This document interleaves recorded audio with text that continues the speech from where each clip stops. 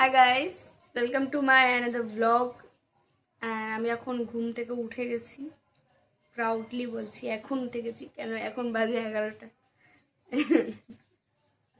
যাই হোক, ফ্রেশ হবো এখন।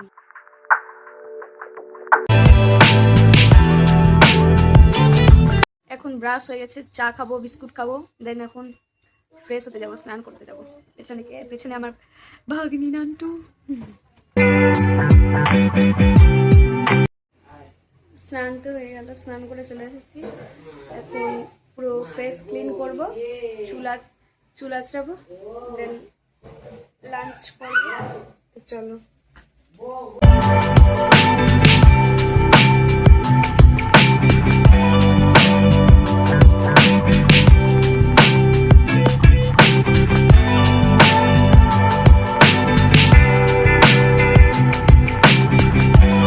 পুরো একদম ফ্রেশ হয়ে গেছি, দেখতেই পাচ্ছ।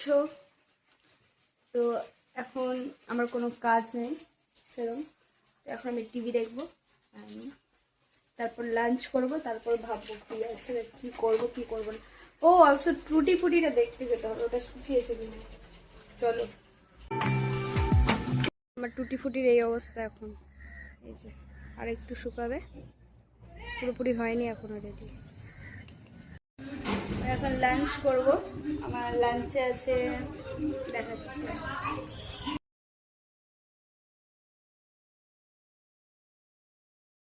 খাওয়া দাওয়ার পর ঘুমিয়ে নিয়েছিলাম, ঘুম থেকে উঠলাম, তারপর এখন একটু বাইরে যাব হাঁটতে, তারপর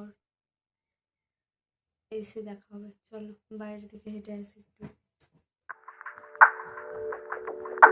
এখন আমি চলে এসেছি কিচেনে, তো আমাকে একটু ইভিনিং এ কিছু ভালো মন্দ না খেলে হয় না আমার। তখন আমি চিড়া ভাজবো আর সাথে চা না খেলে আমার ঘুম ভাবে না, সবসময় ঘুম পাই। তো চলো, লেটস গো।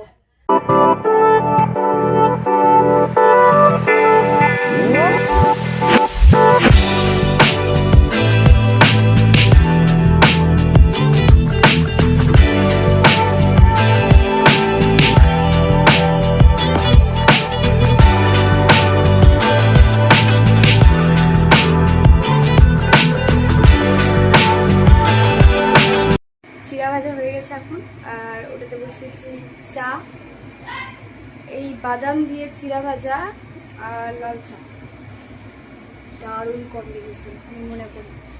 আর আমার তো চা না খেলে হয় না, কারণ চা না খেলে আমার ঘুম পাই। তো চলো।